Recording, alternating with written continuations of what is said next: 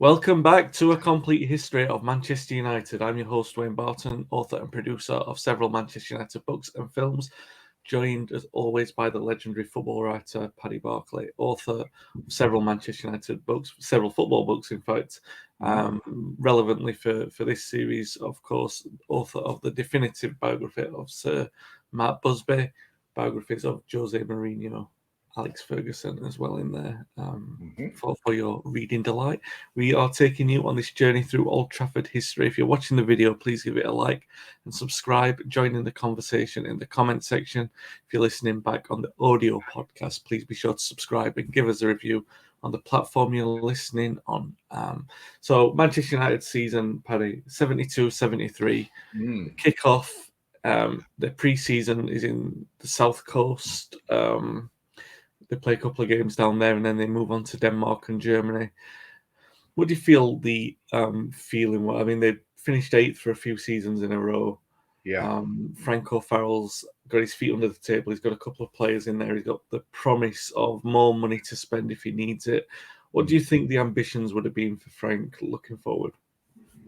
Yeah, onwards and upwards. I mean, it wasn't to turn out that way, but I think by and large he knew he had a fight on his hand. But with this aging great side of 5 years earlier that had won the European Cup, with Matt Busby, still on the scene and still casting a shadow, however inadvertently. So I don't think Frank O'Farrell and Malcolm Musgrove as assistant would have been comfortable. But, this was Manchester United. He'd left Leicester City to progress to the next level. So yes, he would have been looking to what would now be called a Europa League slot, definitely. Yeah, it'd be looking. You would have thought maybe top 5, top 6. Yes, They wouldn't have been. Obviously, I don't think anyone at Old Trafford was believing that they were ready for a title challenge. But no. At the same time, they were, the hope with every blank page of a new season is that you're going to kick on from where you were before. Yeah. Unfortunately, events that, and they weren't helped by a few problems at the start of the season. The first rumbling of discontent was a comment from Brian Clough, who said something like, "No one has a chance at Old Trafford, while Sir Matt is likely to appear around the corner." And again, he wasn't blaming Busby for that. He was like, that's a natural consequence of Busby being around. He wasn't saying that Busby was superior. He was like, while Busby's still employed, while he's still around the club, Yes. you can have that problem. That was true. I think it was, it was a comment that has been vindicated by the passing years. But it is also true that Sir Matt and Brian Clough were very different people. Sir Matt did not like the brashness of this guy, and of course, the previous season, they had clashed very publicly when Ian Storey-Moore was seduced out of Brian Clough's clutches by Sir Matt. So and was by now at Manchester United. Since we've mentioned Ian Storey-Moore, it didn't help this 72-3 season from Manchester United's point of view, nor did it help Ian Storey-Moore's career that he'd sustained an injury in training at the Cliff that was eventually to really put paid to what was a very, very exciting career. Yeah. Not helped as well by the fact that other players were unavailable for different kinds of reasons. Dennis Lowe still struggling with his knee injury, but dropped by O'Farrell, as was Bobby Charlton at the start of the season. It began disastrously. United lose against Ipswich on the opening day. They lose at Liverpool and then at Everton, a Merseyside double blow. O'Farrell taking the decision to drop Charlton, which is the headline one, really. Not so much Dennis Lowe because of the injury problems. Yeah. Not helped by the fact that George Best, who was returned from Marbella, but hasn't really trained in pre-season and didn't play any of the pre-season games. So he's already playing catch-up with that. He's obviously needing firepower in the front line. He wants to shake it up, but tries to do that by dropping Bobby Charlton. This creates a conflict, a function at the club, right, where O'Farrell's wife, Anne, is caught in a confrontation with Busby, where Busby had said something to Anne almost off the cuff, like, oh, I wouldn't have made that decision. And then Anne bit back at him. And this sort of played out over the next coming weeks. And O'Farrell was obviously very unhappy. And having that sense of feeling, especially with this wanting this blank slate of a new season, wanting to kick on and move forward. But you mentioned earlier in there was this distrust of Busby, and that was emphasised basically by what happened there. Not only had the season only just begun, Busby's straight in there, like making a comment. However, innocent that remark was at a club function, but O'Farrell's back was definitely up with that. Yes. I mean, I think an example of the sort of disconnect between various factions at the club and the fact that O'Farrell was being undermined, was that David Meek, who's appeared a lot in this podcast, the late David Meek, the perennial United correspondent of the Manchester Evening News, decided to go into print with a piece. I mean, bear in mind that, as you've rightly said, United's form was dismal. I mean, as winter was closing in, they were relegation candidates. I mean, serious relegation candidates. And David sensed that O'Farrell wasn't being supported enough. Just as, perhaps he in fact, he wrote a piece saying Wilf McGuinness was given 18 months. Now we've had just about 18 months of Frank O'Farrell. That's not enough. A manager needs more time than that. That was what he wrote. Anyway, he's called in by the club. I don't know whether it was Matt or somebody else, but he was told, ticked off and accused of wanting to embarrass, that was the word, embarrass Manchester United. And later, David told me that he suspected, he couldn't understand, well, what do you mean embarrass Manchester United? Well, why does it embarrass Manchester United to say the manager needs more time? Because the decision had probably already been made that O'Farrell wasn't the man any more than Wilf was. Yeah. Not David Meek's fault. He just wrote an honest opinion piece. But the prickly reaction of Matt and the board told its, in retrospect, was telling its own story. Yeah. There was another piece in one of the national newspapers as well where I think it was in the Mirror, a United fan who wrote for the Mirror, a United fan, a United supporter, supporting journalist, he'd written something like, what is happening to my club? But obviously, as Meek, as a local reporter, is more likely to be called in. And things. But yeah, Manchester United did. David was, a tradition had been established after Munich, I think, that, well, David joined the paper. They joined the Manchester Evening News because his predecessor had been killed at Munich. But David was sort of semi-embedded into Manchester United. He travelled with the team, he stayed in the same hotel, and so on. But, and as you say, they felt proprietary. They felt they could tick him off. They couldn't call in the guy from the Mirror because he wasn't accorded the same privileges. But basically, those privileges that David had enjoyed between 1958 and 1972 were withdrawn because of his article. You're not traveling with the team anymore. Fine. He went to his editor. His editor said, how do I reply? Do you want me to be conciliatory to Manchester United, or do you want me to tell them to, I won't say the word that he said, but go away. And David said, try and just do something down the middle, typical David conciliatory attitude. But that was it. There was the end of 15 years in which David had been not only a chronicler of the club, but a sort of a friend as well. Yeah. Around that time, he just started doing the Manchester United books, like an annual Yes, Manchester United football book, and they did continue for some time. So he obviously continued with plenty of good access, but like you said, nowhere near as intimately as he'd no, enjoyed previously. Which for David would have been a proper indulgence as well, because of the fact that he loved United. he So did. to be that close to them, a real. But United were lucky as well to have David.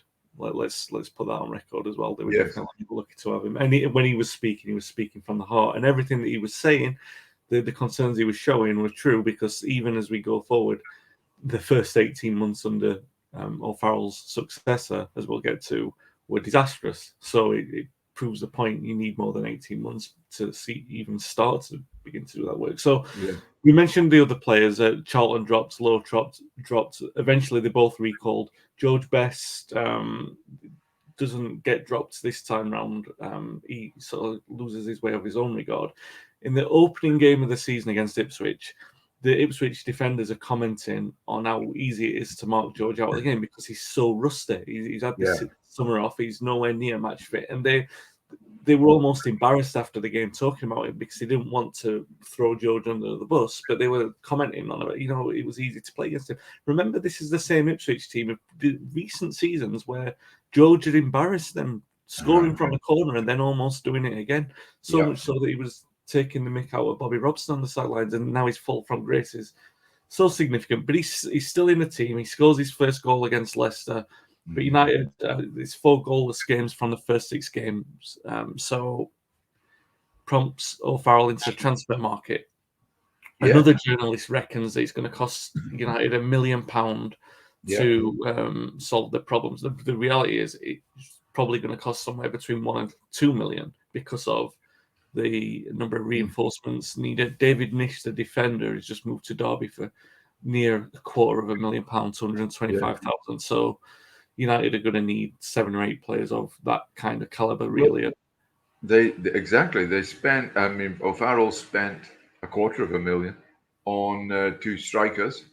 Yep. Wyn Davies from there was very much a sort of little and large combination. There was Wyn Davies, who was fantastic in the air, who came across the town from Manchester City for a relatively modest 25,000. Um, Ted McDougall, who was a real predator, a proven goal scorer at a certain level with Bournemouth. He cost 220, so there's a quarter of that notional £1 million budget gone on strikers. Um, these are people who have the extraordinarily difficult task of trying to replace the likes of Charlton and Law. Good luck with that. Um, but yes, even with that, those 2 new strikers, United's form remained dismal and approaching Christmas, right as far as Christmas. Yeah, They both scored a fair amount of goals at the yeah, start, both scoring in the early days. Davies coming in as you would say, de facto replacement for Lowe because Lowe was breaking down so often that yes, he was the veteran expected to come in. So it wasn't ever a long-term gamble on Davies. It was a short-term yes, kind of fix. Whereas McDougall, we'll get to him in due course, but he come from Bournemouth where he'd been a prolific goal scorer in the lower reaches, and basically the one thing that had shot into prominence was he'd scored 9 goals in a cup game for Bournemouth. So yeah, every eye in the land was on him to see how well he was doing, but no one would take the gamble on him yeah, until a team needed to take a gamble on him, which was Manchester United.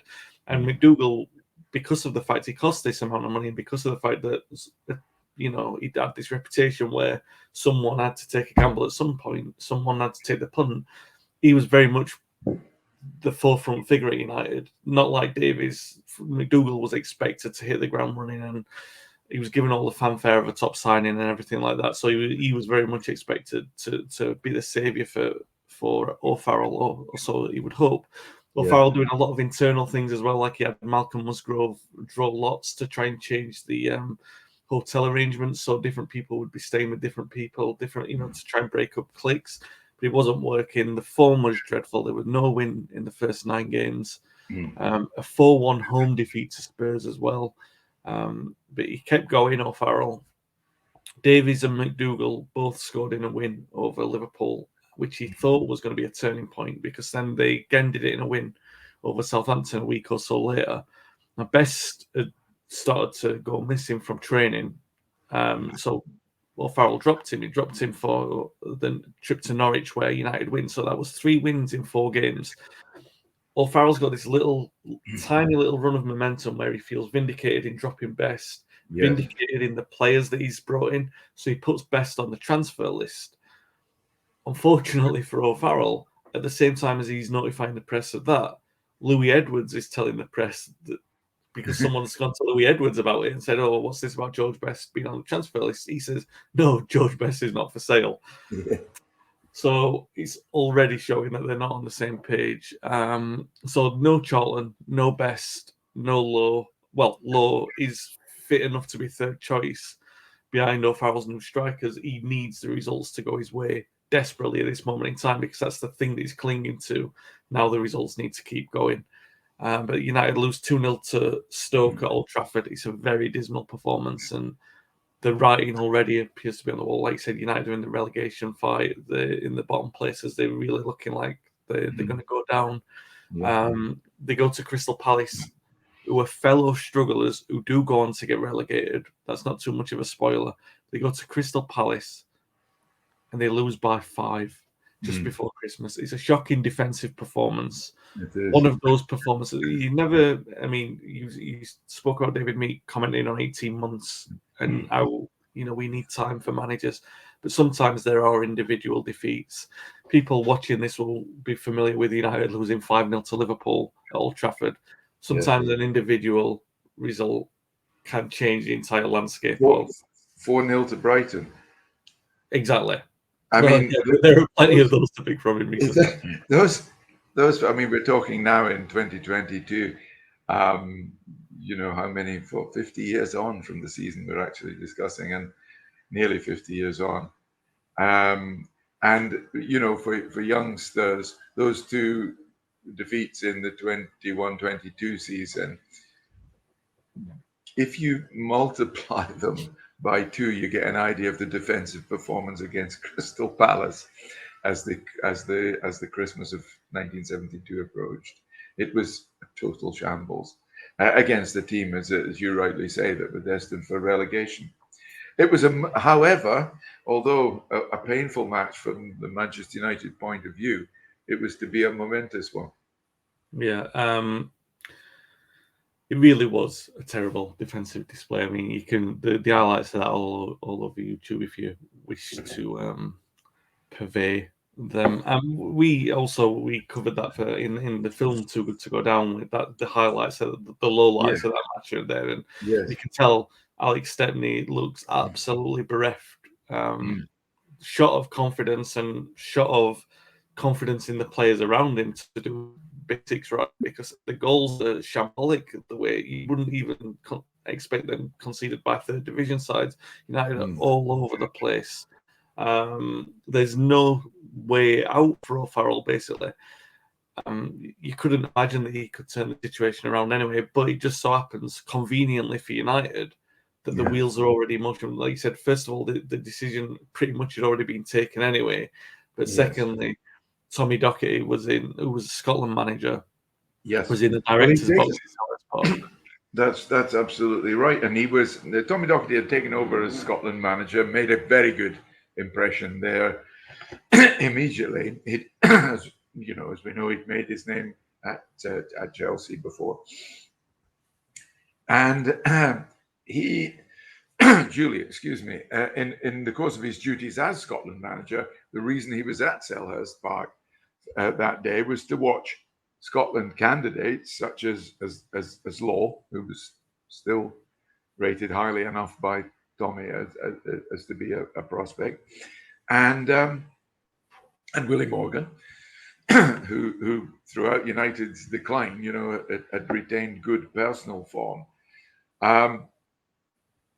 And this is an interesting one, those two players had already been approached by Busby and asked what they thought of Tommy Docherty as a manager.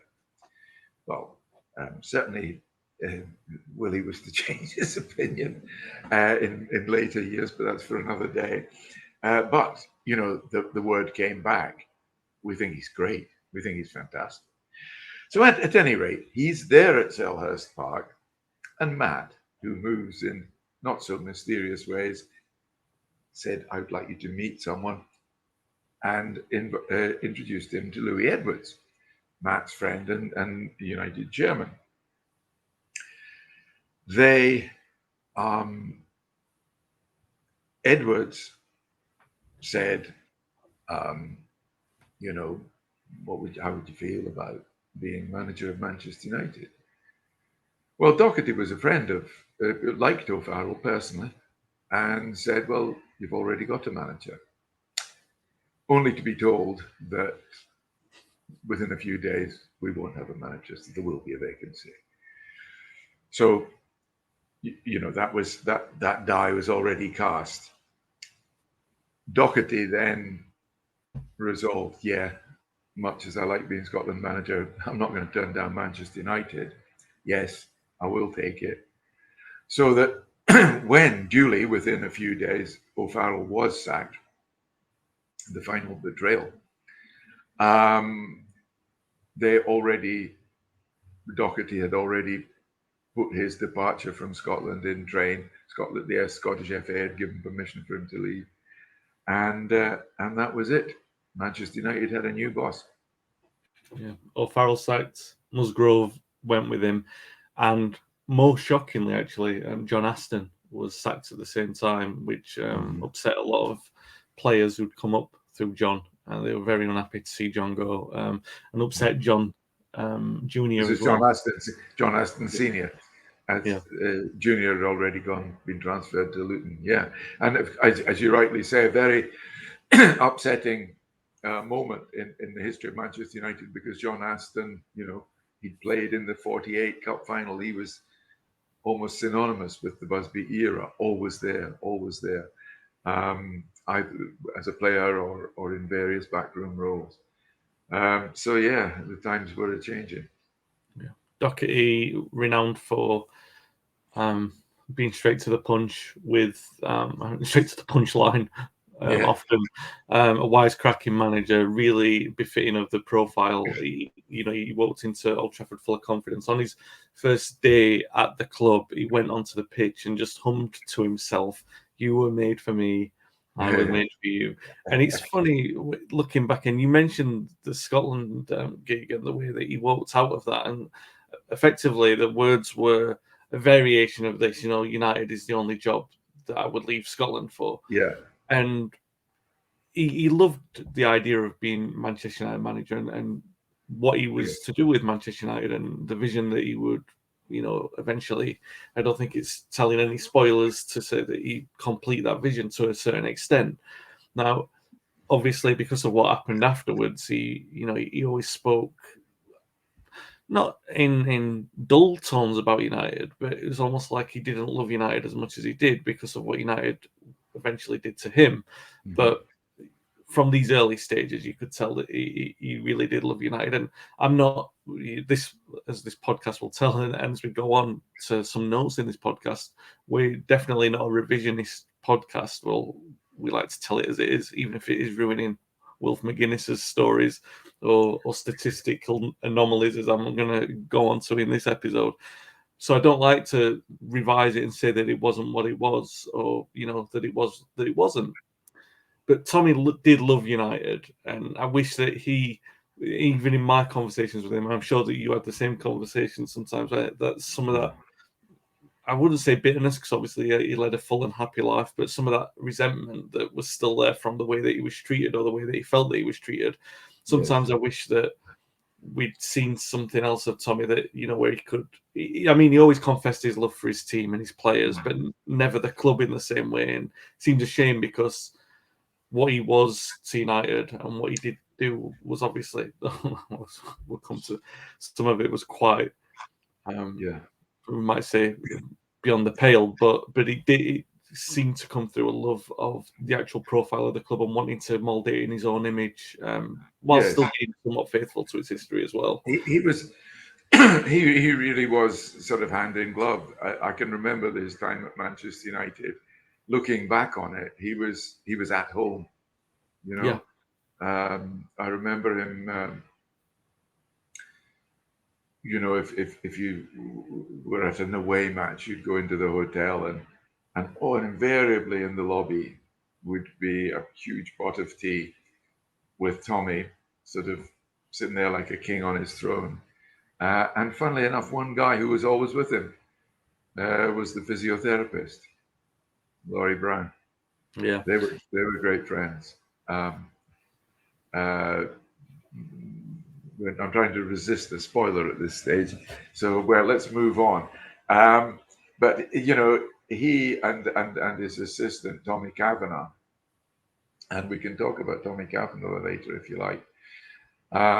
But those three, Cav as he was called, the dog, and Laurie would be sitting with a great big pot of tea, watching the world go by. And honestly, Tommy just seemed such a perfect fit for Manchester United. Yeah. I don't think it is revisionist either to when you look at the profile of Tommy and you look at his era after Sir Alex and Sir Matt. I still maintain that the maybe not successful in terms of trophies, but the most synonymous from any manager with Manchester United, or the most identifiable, most beloved side, is the Tommy Docherty Manchester United side, more than Atkinson, certainly more than any of the recent Sir Alex successors. Well, it's an argument there to be had for sure, but it would take some time to come into effect. A difficult start for Tommy, but eventually, as he spent January spending money, the Taunton Army impact. So obviously there was already an existing presence an existing Scottish presence at United right from the top through to the squad. Docherty made that even more so. He'd been appointed, or he'd been given Paddy Crerand as his assistant, which he was happy with at the start. Again, you mentioned Willie Morgan. Textbook stuff, isn't it? You get someone who's you know, embedded in the club, a part of the club's furniture, as your assistant. It's Jose Mourinho did it at Chelsea with Steve Clarke and so on. I mean, that's just one of millions that come to mind. It's sensible, you know. It's good to have a touchstone like that. And Paddy was perfect for it, and you know, obviously bent on having a coaching career, feeling he could contribute to the game beyond his playing career. So and fellow Scott, no brainer. Also reinforced the squad with another, I think, nearly £500,000 spent in a matter of weeks, signing a number of Scottish players, and also Mick Martin at a midfielder. So Mick Martin had impressed in a friendly, so he was duly signed. George Graham from Well, there were the two Irish, weren't there? There was Mick Martin and Jerry Daly, both bargain buys who were to have quite an impact on Manchester United's first team, I think. And then the four Scots. It was like a Celtic fringe, more than a fringe, more like a Beatle haircut actually. And the most significant was Lou Macari. I mean, clearly the doc had looked at Davis and McDougall and thought, right, okay, I need a striker, and he'd gone to Celtic back to Celtic, which had provided Crerand many years earlier, and bought Lou Macari. You know, a guarantee, a guy who'd grown up with Kenny Dalglish, you know, one of the most impressive breakout players at Celtic in recent years. So that was no problem. George Graham was another Scot who came, and I'm trying to think of the other two. Jim Holton would be one. That was a clever signing from Shrewsbury. Big Jim, 6'2", eyes of blue, Holton. And the other one who would the other one be? McCalliog? Forsyth. McCalliog's a little later. I beg your pardon, Alex Forsyth. right back from Partick Thistle. Very decent going forward. He'd been capped. I think he'd been first capped by the Dock for Scotland quite recently. Good-looking player, very attacking right back, comfortable on the ball, decent tackle on him. So that these looked. He looked like a Manchester United player, certainly at first, and George Graham, of course, you got a bit of elegance, a bit of style, a bit of nous there. And then, of course, Jim Holton, who was to become really as popular as a fan's favourite. Yeah, absolutely. For you mentioned all of those players there for different reasons. They become hugely popular. Apart from George Graham, we'll come on to that. But Forsyth, you mentioned, very good on the ball, very tenacious, and that tenacity was a very key ingredient that hadn't been in the O'Farrell United side, because there wasn't a ferocious midfielder, so to speak. So when he brought in Mick Martin as well, when Dockett brought in Mick Martin, he had a little bit of bite in midfield. But Holton certainly in the defence, and Forsyth at right back, two key areas which are desperately needed strengthening. And obviously for probably 2 years, United have been probably since Crerand retired. United have been operating without a proper central midfielder. So to get Graham in and Martin, Graham seemed like a very sensible signing. But again, one of those where United had probably missed a beat, because Alan Ball had just gone to Arsenal, which had necessitated Graham's move to United. Ball's father was a United season ticket holder, so Ball was a United fan who'd been brought up in that way. So United, if they wanted to make that move, as I'm pretty sure that O'Farrell intimated that he did want to make that move, and McGuinness before him had kind of tried to sound out a move for Alan Ball. If they'd have been more perseverant, if they'd have persevered with that move, they would have probably got Ball over the line. But for whatever reason, they didn't, and they've ended up with George Graham. Nevertheless, once this new group of players settles, United do also suffer the problem with Sammy McElroy, who in January has a car crash, which punctures his lung. For a moment there, it looks like he might even lose his life, but he punctures a lung. He's out for the rest of the season. So once they've got over this difficulty, and once the Scottish lads and the two Irish have bedded in, although Daly doesn't make his debut until the following season, United do have an upturn in form. Dockett is playing a little bit safer. There's a nominal 4-3-3, but he tries to make it a 4-4-2, which is a flat 4-4-2. It's functional. It works. United win 8 games from 12. And when you look at the table, considering the relegated team goes down on 30, I think it is, and United get 37 points, those wins are desperately needed. The two results are really key. They win in the return game against Palace, who do go down, and they win in a tense game over Norwich just before that. So that's a space of 4 or 5 days in April, which basically secures safety for United. That compact shape has really helped United keep some clean sheets at a time when they desperately need it. Then with that in the bag, as I say, in the bag, safety in the bag, United have just about crept up to 18th in the table, so they've staved off relegation. Dockett is left with 2 key decisions to make, the decisions that O'Farrell was never allowed to make.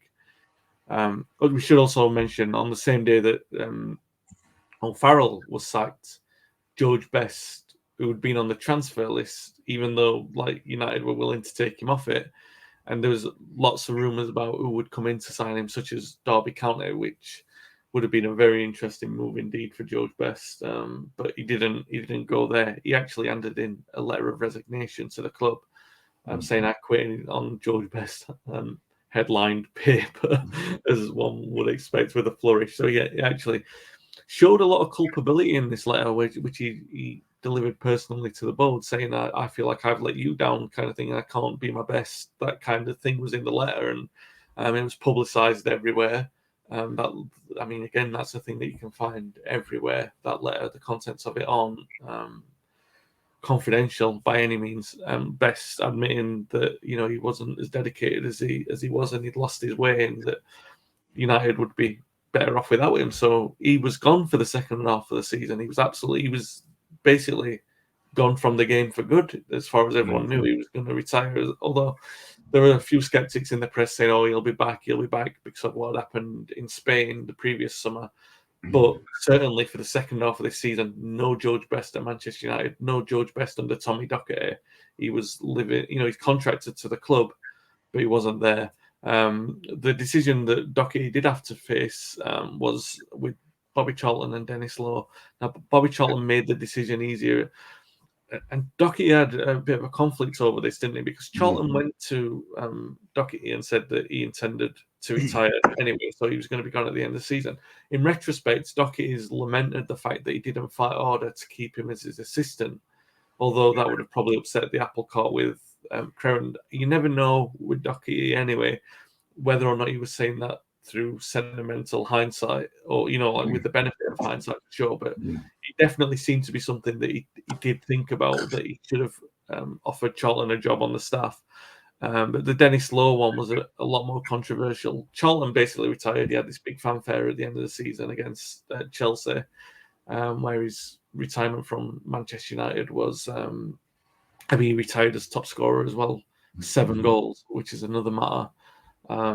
But Charlton retired at the end of a great Manchester United career. Dennis Lowe was initially told he'd be kept on to see out. He had a year left on his contract, right, Paddy? And he was told he'd be able to see that out, only to return home for pre-season to Aberdeen, switched on Grandstand, and was informed by the host of Grandstand that he'd been given a free transfer from Manchester United. So in the space of a few weeks, Charlton and Lowe both gone from United. How seismic was that at the time? Yeah, well, it was perhaps not as seismic as, because everybody realized that Docherty was building, and Docherty was taking on the task that maybe Frank O'Farrell hadn't been able to perform. This ruthless surgery. Because make no mistake, it was all three of the, what was it, Holy Trinity or whatever it was called, Lowe, Best and Charlton. Docherty had privately washed his hands of George Best at this stage. So all three were gone. Not only that, David Sadler, only 27, but a veteran of the European Cup winning team, he was being bombed out as well. He was training with the kids. So Docherty's surgery verged on the ruthless, which was needed. And he was able to do it because, unlike O'Farrell, Docherty was able to play Louis Edwards. Docherty was able to dominate, perhaps is the wrong word, but Docherty was able to get his way with Louis Edwards in a way that nobody since Matt had been able to do. He really he behaved like a Ferguson, like a proper controlling manager. That was Docherty's. Docherty had the charisma and the strength of personality to do that. So the job that had needed to be done for a long, long time, Docherty didn't shirk it. And this was, so to that extent, it wasn't as seismic as you might think now, looking back.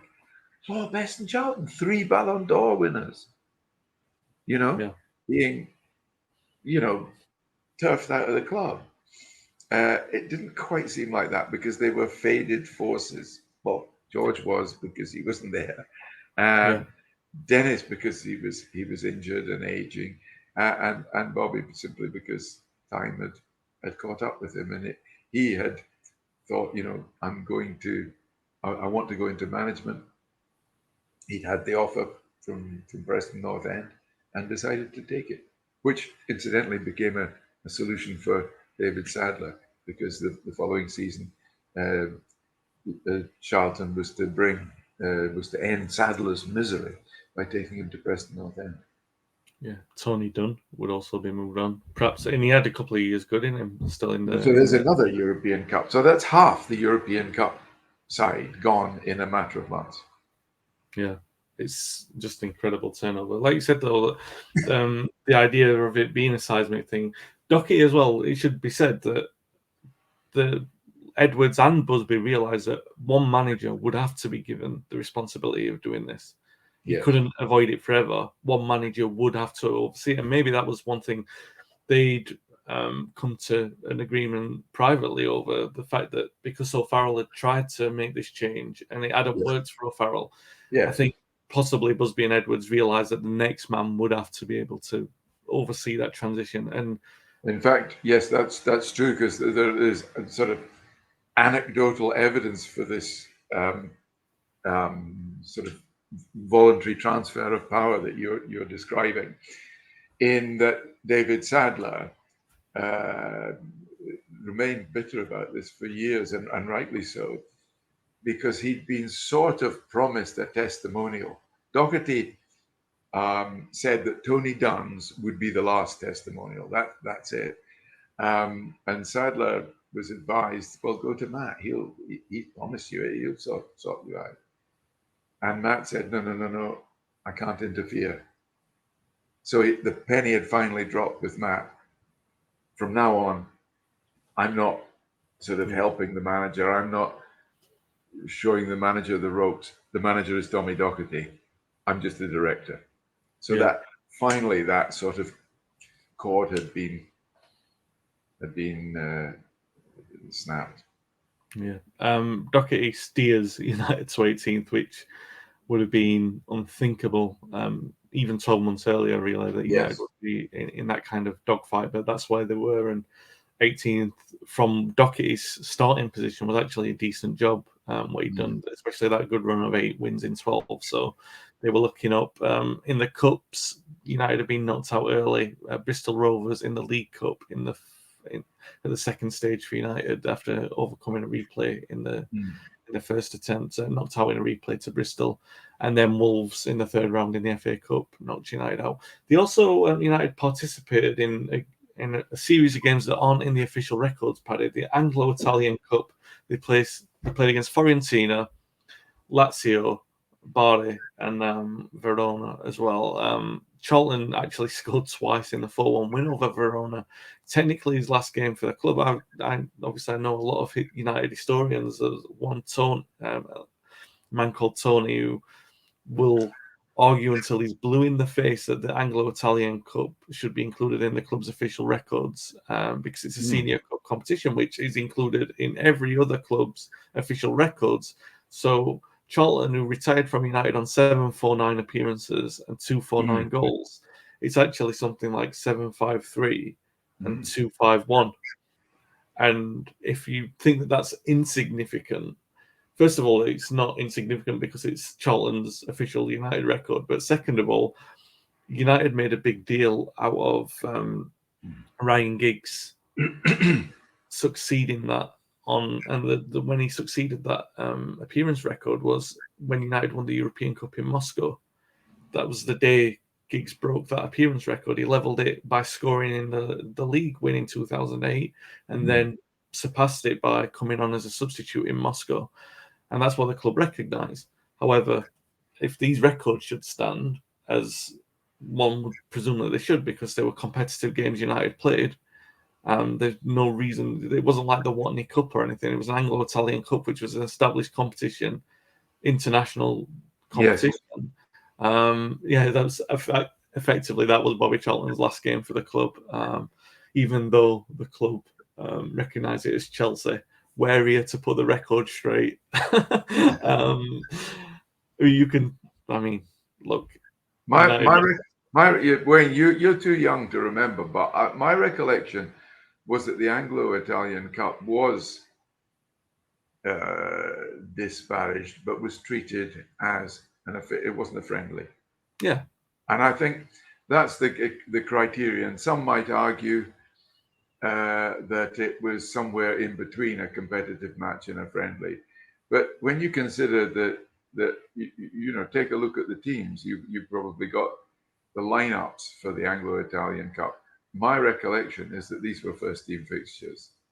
And as you say, if the other clubs treated them as official games. Maybe Manchester United should do. The Charity Shield is a perfect example. It's Yes. that gets counted on the official records, so there's no reason why the That Anglo-Italian that's a very good criterion. I mean, the Charity Shield at the time we are talking about was you would play your full first team in. Now, of course, you probably use about nearly 20 players in the Charity Shield, but it's still treated as a serious match yeah. and as an official match. And yes, I fall down on your side that the Anglo-Italian Cup should be included in official record. Yeah. Okay, let's. So we've got United out of the cups in the early stages and finishing 18th in the league. Let's go through the squad stats like we always do. I'll put Tommy Dock on the screen there because we've got to give him his little hello. That's his presentation before the game against Leeds United, which wasn't his official first game in charge. That would come against Derby County a few days later, where United would lose 3-1. The size of the task. Although Story Mo scored in that defeat, so one little rankle for Brian Clough. Yes. Yeah, but Derby went on to win and enjoyed a much better season than United for sure. So, yeah, let's go through the team. The goalkeepers, Alex Stepney is the first choice. 43 games in all competitions, 38 in the league. The other 4 league appearances are taken by Jimmy Rimmer, the standing goalkeeper, who is soon to move on. The defence, Martin Buchan, ever present in every single game, 47 games in all competitions, 42, of course, in the league. Ian Donald, we mentioned in the previous episode, he makes 5 appearances this season, 4 of those in the league. Tony Dunn makes his final 28 appearances for United, 24 of those in the league. Another of the squad defenders from the previous episodes that we've mentioned, Paul Edwards, makes 1 single appearance in the league. Mm-hmm. Tommy O'Neill makes 17 appearances, 16 of those in the league. Steve James makes 26 appearances, 22 of those in the league. David Sadler makes 22 appearances, 19 in the league. And then we bring none of those, by the way, scoring a goal, which is going to become a common trend, unfortunately, through this Manchester United squad. Very low scoring season indeed, as indicated by the Bobby Charlton stats I mentioned earlier. One player who did score was one of the new signings, Jim Holton, as we've already mentioned, and I'll bring him up now. Recommended to United by Harry Gregg, who was the manager of Shrewsbury at this point. Mm-hmm. 6'2", eyes are blue, even though his eyes were brown. Mm-hmm. Again, bringing you the facts, not the stories. Alton, with the kind of physicality not seen since Bill Foulkes and the aggression that neither Martin Buchan or David Sadler possessed, he was hugely popular because of that. He scored 3 goals in 15 league appearances, a really strong start to his time at the club. Another defender, I should say, Arnie Sidebottom, makes 2 league appearances without scoring. Another of these sportsmen of multi-disciplines, more prominently remembered as a cricketer, of course. We spoke about cricketers and footballers at United in the past. Sidebottom, definitely one of those. Came through... Sorry, yeah, just going to say, but not only a cricketer of great note himself, but the producer of Ryan Sidebottom, his son, who was, an equally distinguished cricketer, if not more so. Yeah, well, yeah, absolutely. He made 2 appearances this season for United. Central defender, wiry in comparison to the colossal frame of Jim Alton. Yes. Came through the youth ranks. Another lad from Barnsley, very, very popular player. Arnie Sidebottom in the squad. Great sense of humour. The other players loved him. Brian Greenough absolutely adored him. But as we said, a much more talented cricketer as a bowler. But you've got to be talented as a footballer to make even a couple of appearances for Manchester United. So commend him for being an incredible sportsman in both regards.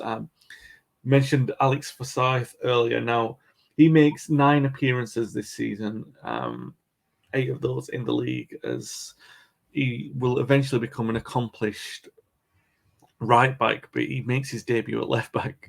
He was assigned to address that right back issue with O'Neill not being a strong enough competitor on that side, signed Paddy for almost £100,000, which Yeah. is a sizable transfer fee for a defender. He'd started his career at Arsenal as a Yeah. junior before moving back to his motherland. But yeah, definitely a fullback of immense promise. And like you quite rightly mentioned, Docky had already given him his international bow, so he knew enough about him and was Yeah. happy to have him in the squad. The other defenders in there, Tony Young was the more prominent right back before the signing of Forsyth. He made 34 appearances in all competitions, 30 of those in League Two as a sub. And the other defender was Willie Watson, who we mentioned in a previous episode. He made 4 appearances, 3 of those in the league. Brings us on to the midfield. John Fitzpatrick makes 6 appearances, 5 of those in the league without scoring a single goal. Mick Martin, who we mentioned earlier, United were exercising their Irish links to sign Martin from Bohemians. He was, like we said, United needed energy and legs in the midfield, and Doherty was happy to have him. One of the first signings at the club. He'd already been an Irish international for a couple of years. He made 16 appearances this season, two of those as a sub in the league, but all of the appearances in the league and 2 goals he scored as well.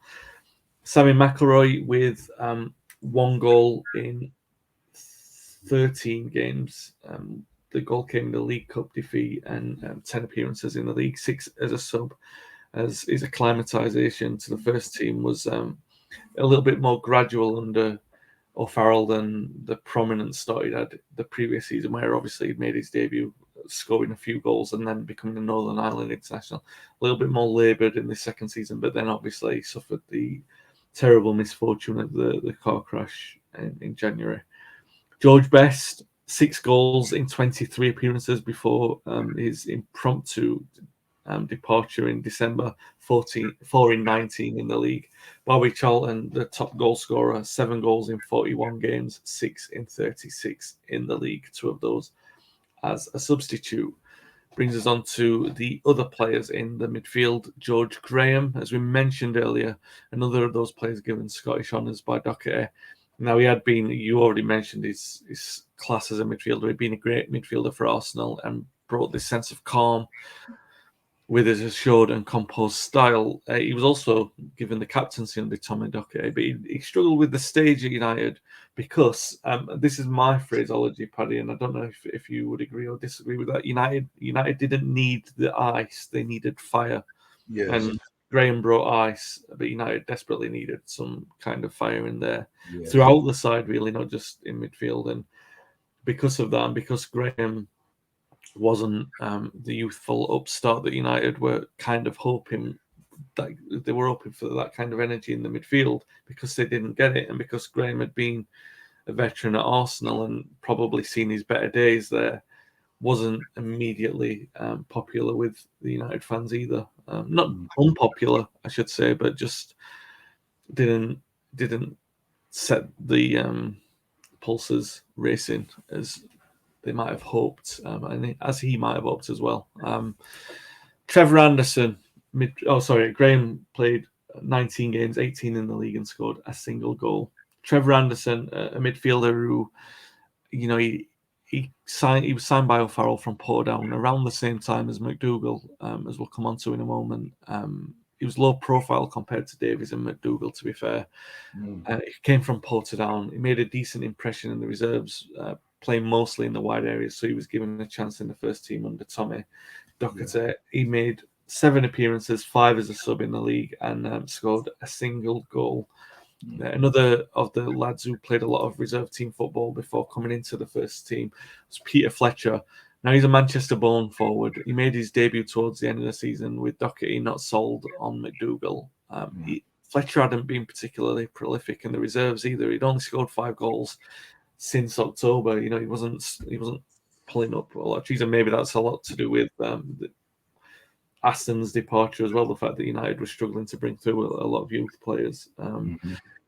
Fletcher making just 2 substitute appearances towards the end of the season. United really struggling with the forwards, it has to be said. From there, we go to Wyn Davies. Wyn Davies now, like we've already mentioned, a veteran City forward, Welsh international, famed for his stints at Bolton and Newcastle. And he'd had a fairly decent year at Main Road, but everyone was surprised when this offer came up from United. Again, Doherty, one of those that he inherited that he just wasn't a fan of. So Davies made 16 appearances in the league, 17 in all competitions, scored 4 goals. Doherty moved him on to Blackpool for £14,000 in June, which is a 10,000 or 11,000 loss in just under a year. But he was just not featuring in Doherty's plan, so he had to move him on. Willie Morgan on the wing, 4 goals in 44 appearances in all competitions, 4 in 39 in the league. Ian Storey-Moore, before injury on the training ground, struck him down, 6 goals in 30 games. You would have probably gone on to be the top scorer, the most reliable informed player of the season, you would say, certainly in an attacking sense. 6 goals in 30 games, 5 in 26 in the league.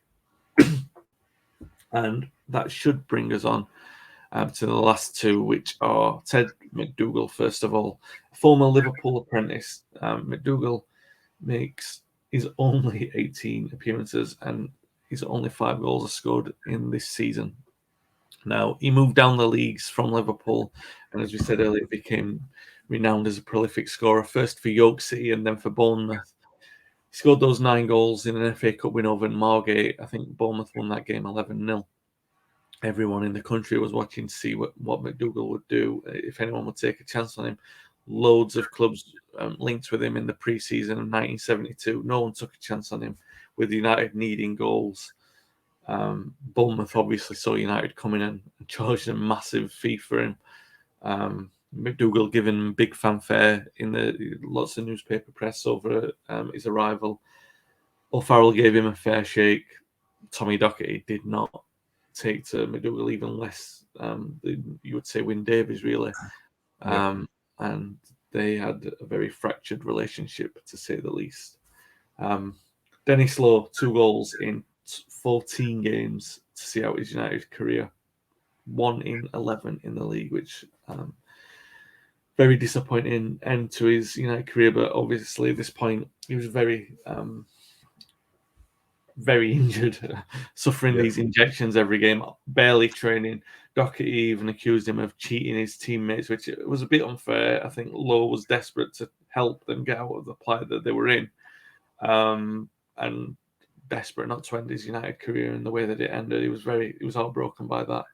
But obviously, as anyone who's a keen historian of United stories will know, Dennis Lowe's relationship with Manchester United, firstly, isn't over as an ambassador, but secondly, on a playing sense, there's a little bit more to come just yet.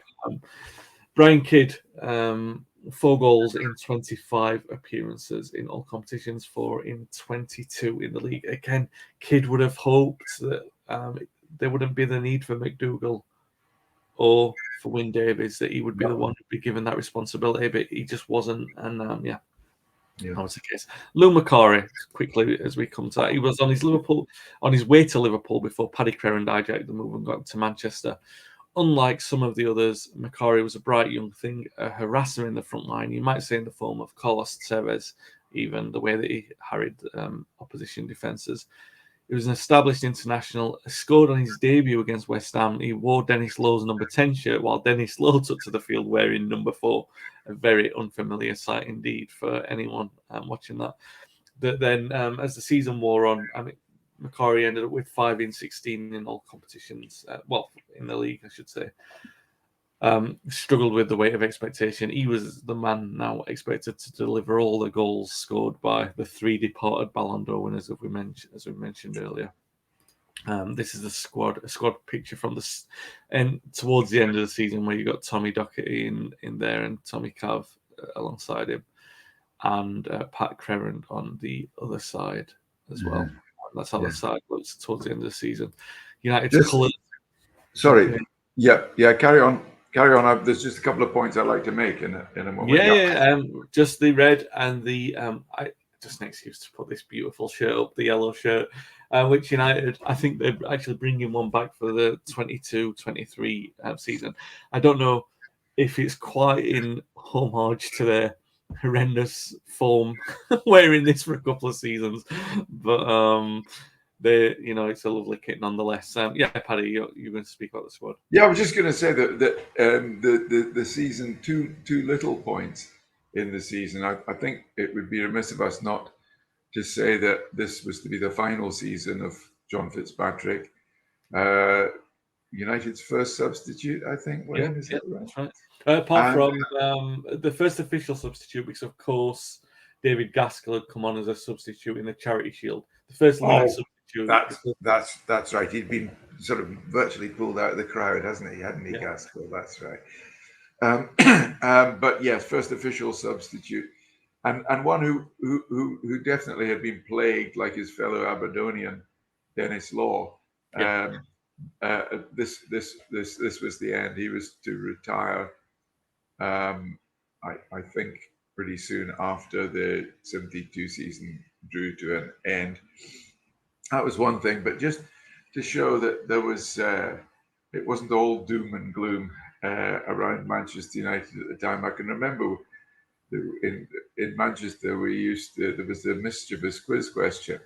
Can you name two United players who have the same name as a flower? And a lot of people got Dennis Violet. A lot of people said the second one, is it Jackie Blanche Flower? Well, there's no such flower as a Blanche flower. So who was the second Manchester United player who had the same name as a flower? No. McDougall. No. There's a famous brand of flour, McDougall's, that you make bread out of. Anyway, that was so. We used to tell the United. I wasn't the United supporter, but the people of Manchester used to cheer each other up by catching their mates in the pub with that catch question. Anyway, I just thought I'd remind you of that. Even though you'd never heard of the flower, McDougall's flower. I've never heard, but I could be sure that there was a Rose who played for United. That might have come after. Henry Rose was a journalist. No, there were a couple of lads called Rose. Matthew Really? Rose, and there was a.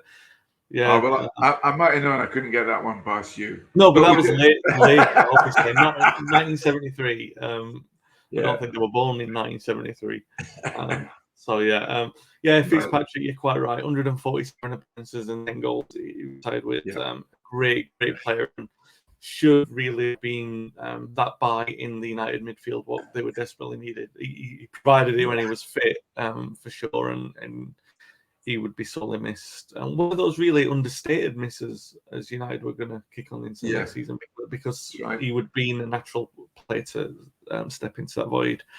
The team, this is how it looked. Although you would say towards the end of the season that obviously you've got Forsyth coming in on the right, and then Holland in the middle as well. These were the players that would have made a significant contribution to United. But because of and obviously you'd have Dennis Lowe, George Best, David Sadler. There are a lot of players in there. Tommy O'Neill, Steve James, he is in there. Mick Martin, another one. A lot of players who made, in the high teens of appearances, but they just don't figure because Steve made slightly more. Yeah, exactly. This is probably the most difficult typical team you've ever had to do in this whole series, because as you were talking earlier about the players who'd made a contribution to the season, I lost count in the 20s. So it just kind of serves to illustrate just how transitional a time this was at Manchester United. Yeah, near 30 players.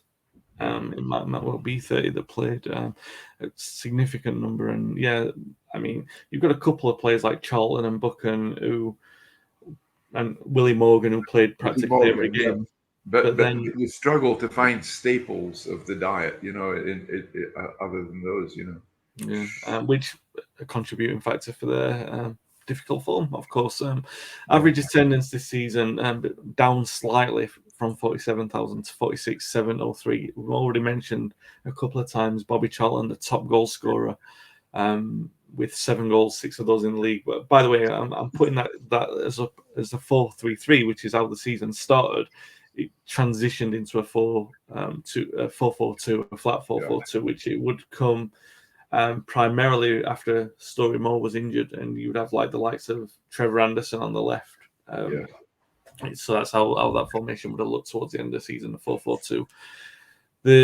You mentioned some of those players who were now at the end. Fitzpatrick is one that's gone. Tony Dunn, Bobby Charlton, Dennis Lowe. Practically the end for David Sadler. He only plays a few more games for United.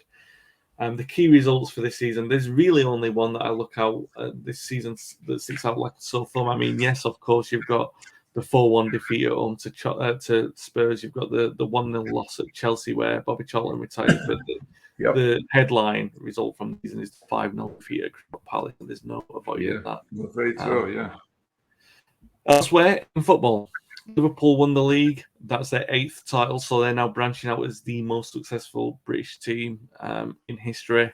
Because obviously the league titles are in the single figures at this point. Sunderland famously won the FA Cup. Spurs, not so famously, but famously enough for them, won the League Cup. The Football League announced one big change that was to have serious ramifications for Manchester United in the future. They were going to implement, to make the league a little bit more exciting, Paddy, they were going to implement a new system, a new relegation system, because 2 up and 2 down wasn't exciting enough. So they were going to make it 3 up and 3 down from the following season. But unfortunately for United, they finished in 18th. So even with 3 down, they weren't going to struggle. And now they got a new manager, lots of money spent. They're going to be safe and kicking on to better things. because they are too good to go down. Right.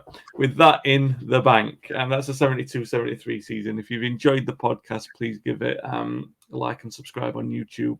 If obviously you can join in the conversation in the comment section as well. If you're listening back to the audio podcast as well, please be sure to subscribe and give us a review on the platform you're listening on. We will be back next time to talk about Manchester United's 73-74 season.